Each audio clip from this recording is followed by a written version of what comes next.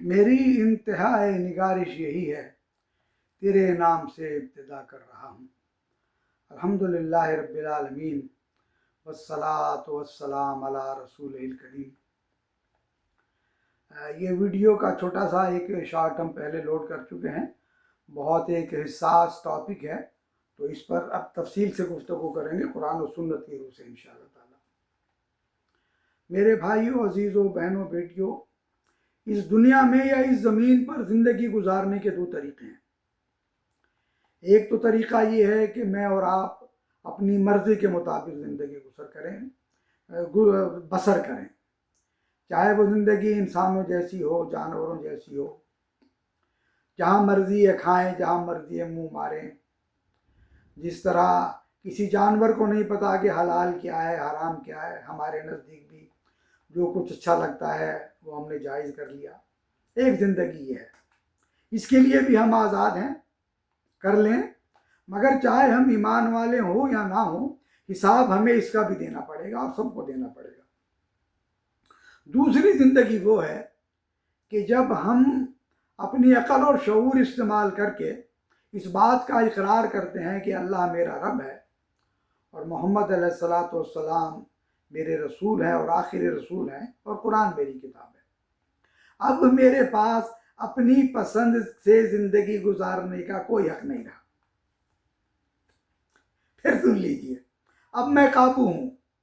یہ دعویٰ کرنے کے بعد کہ ایک اللہ پر میرا ایمان ہے اور میں یہ بھی کہوں کہ میں اپنی زندگی اپنی مرضی سے گزاروں گا، دو الگ چیزیں ہیں، ناممکنات میں سے ہیں۔ یہ کریں گے تو اس سے بھی ڈبل سزا ہوگی پھر نا۔ اگر ہمارا ایمان ہے کہ ایک دن مرنا ہے، خدا کے آگے کھڑے ہونا ہے، تو پھر یہ بغاوت میں آئے گا۔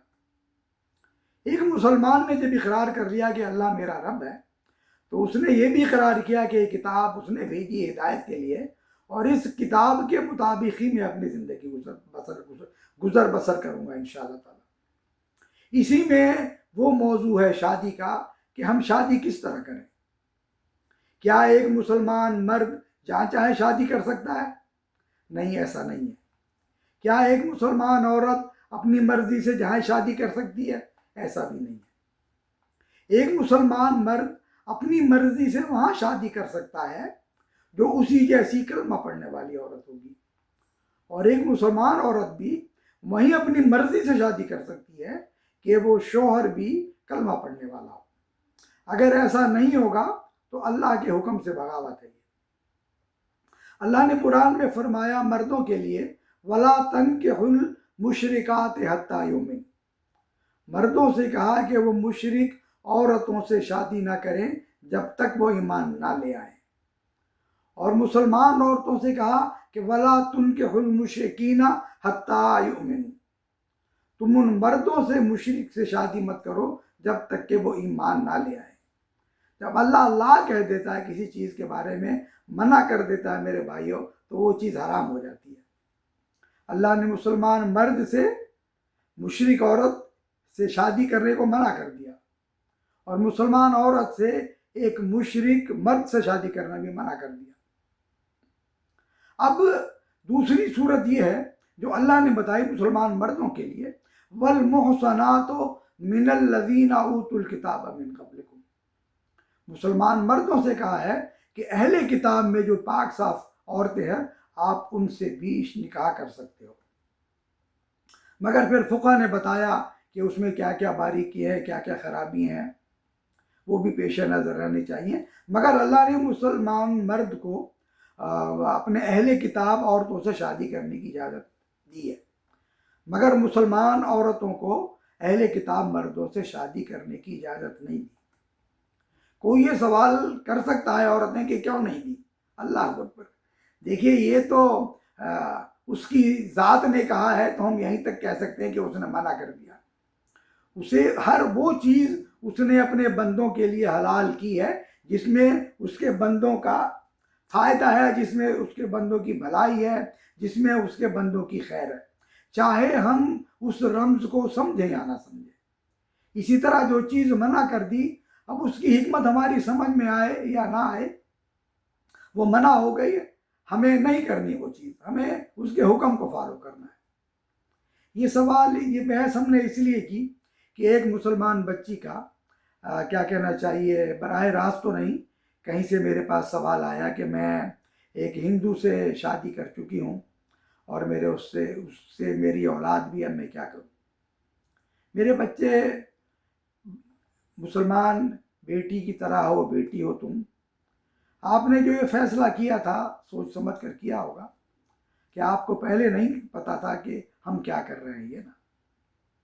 اب اللہ نے فرمایا قرآن میں ایک جگہ کہ میں نے تمہیں وہ عمر نہیں دیتی تھی، جب وہاں پر سوال کرے گا اور ہم کہیں گے کہ اے اللہ ہمارے ساتھ تو یہ معاملہ تھا، ہمیں پتہ نہیں تھا، ہماری سمجھ بوجھ نہیں تھی، اللہ کہے گا ساری سمجھ بوجھ، دنیا کے سارے معاملوں میں تمہیں سمجھ بوجھ تھی، سوچ سمجھ کر ٹھوک بجا کر فیصلے کرتے تھے، اور جب میری شریعت کا معاملہ آتا تھا تو کہتے تھے کہ ہمیں پتہ نہیں تھا۔